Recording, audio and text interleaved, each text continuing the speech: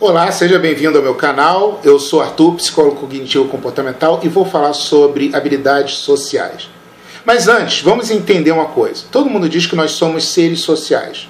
O que significa isso? É comum a gente ouvir isso, e normalmente vem a ideia de que a gente gosta de conversar com as pessoas, ou estar conectado com as pessoas. É bem mais que isso. Nós temos a necessidade de estar com as pessoas.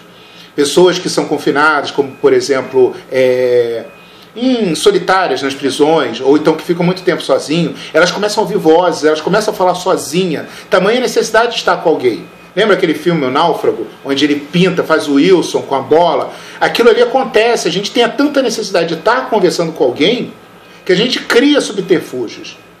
Kahneman, ele desenvolveu os 5 princípios da felicidade. Um seria valorizar as situações passageiras, quer dizer, os momentos em que você está com as pessoas, ou que você está se sentindo bem.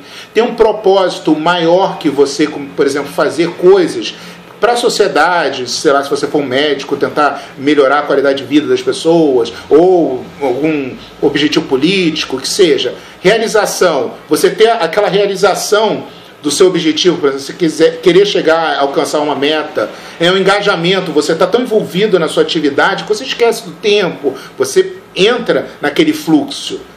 E as relações pessoais, que seria, digamos assim, você ter um bom vínculo, uma boa conectividade, uma boa relação social. Só que se você parar para perceber, todas as 5 têm a ver com habilidade social. Por exemplo, felicidade, valorizar as situações passageiras. Quer dizer, você vai valorizar essas sensações com quem? Sozinho? Propósito sempre tem a ver com algo com a sociedade, você está se desenvolvendo com um bem social. Realização, você conseguiu, e aí, vai comemorar com quem? Se for sozinho. O engajamento, quer dizer, você está engajado com aquela coisa, e com as pessoas que estão à sua volta. E o relacionamento pessoal, quer dizer, você ter a sua família, você ter uma boa estrutura social. Então você está vendo que a felicidade está muito interligada com o seu vínculo com as pessoas. Aí o que acontece? Tem algumas pessoas que não têm habilidades sociais. Só que vocês não precisam ter pânico, porque habilidades sociais são coisas que você pode estar aprendendo a fazer. Qualquer um pode. Primeira coisa que vocês precisam saber sobre habilidades sociais. Ela depende do grupo e do contexto. Eu estou falando assim do grupo, não é só Brasil e Dinamarca. Aqui mesmo a gente tem vários contextos sociais. Por exemplo, num grupo, e aí, qual é da parada? Tudo certo?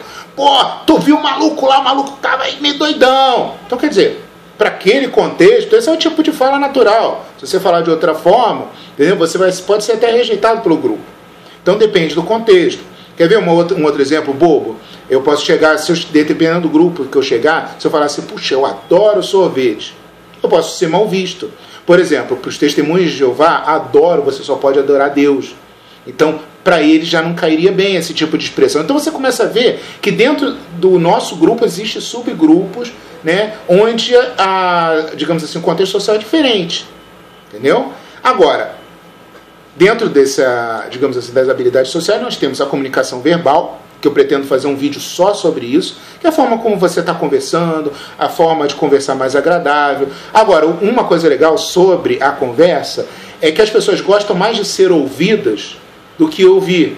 Então, uma coisa legal para você estar conversando e praticando com as pessoas é a escuta ativa. O que é a escuta ativa? A escuta passiva é aquela que a tua mulher reclama, que você não está prestando atenção. É aquela escuta assim.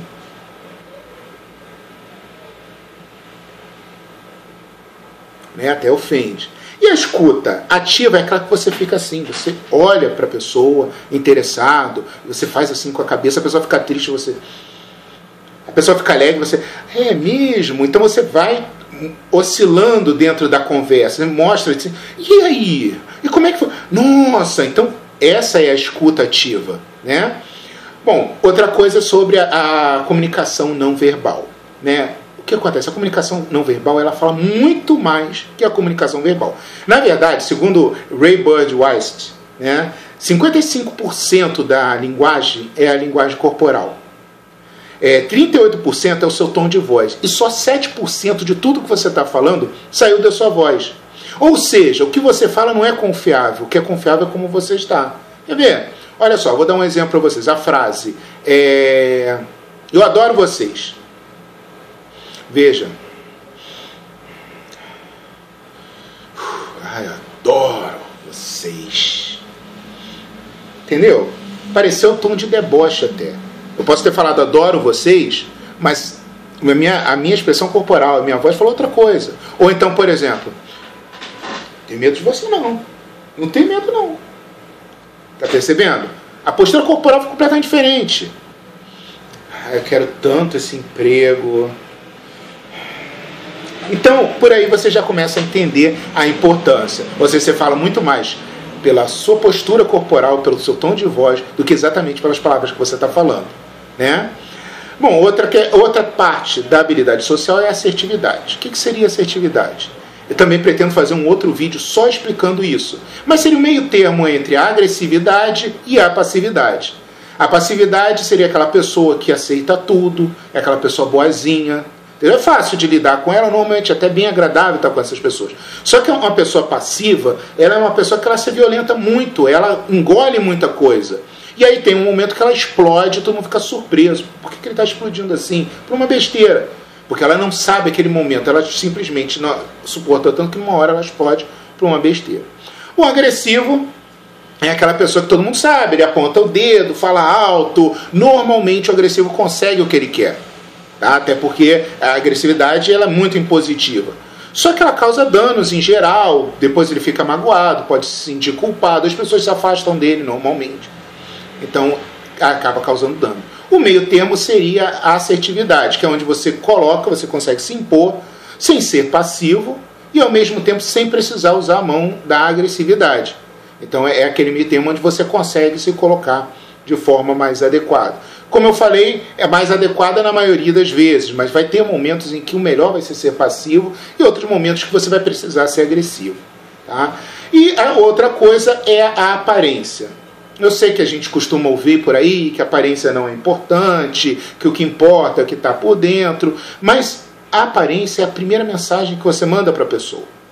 Mesmo que você não esteja falando nada, você sempre está mandando mensagem para a pessoa, como se você estivesse mandando sinais.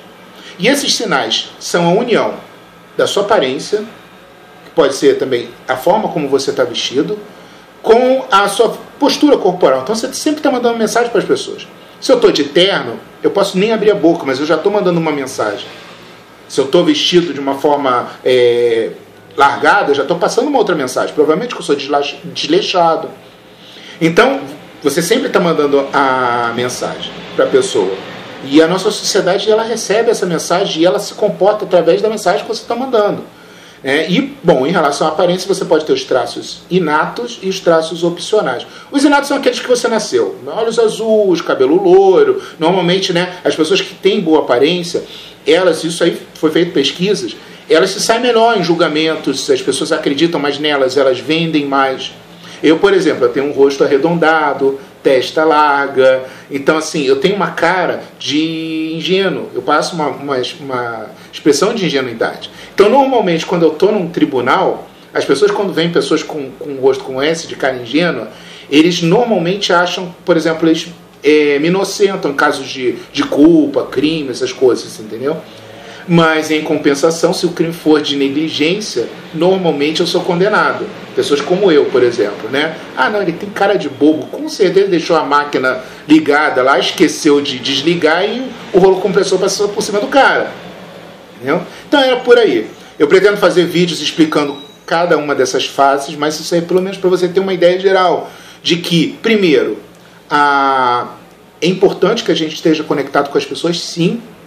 Tá? Isso dá. Pessoas solitárias têm mais infarto, têm mais pressão alta, elas sofrem mais com a vida. Entendeu? Então nós precisamos estar conectados. E tudo importa. A comunicação, a forma como você se coloca, a sua aparência, tudo isso importa. Tá bom? Uma ótima semana para todos vocês. E se gostaram do vídeo, se inscreve no canal. Se tiverem alguma opção, eu posso estar falando sobre outros assuntos. É só escrever aqui que eu leio a descrição. Tá bom? Um abraço.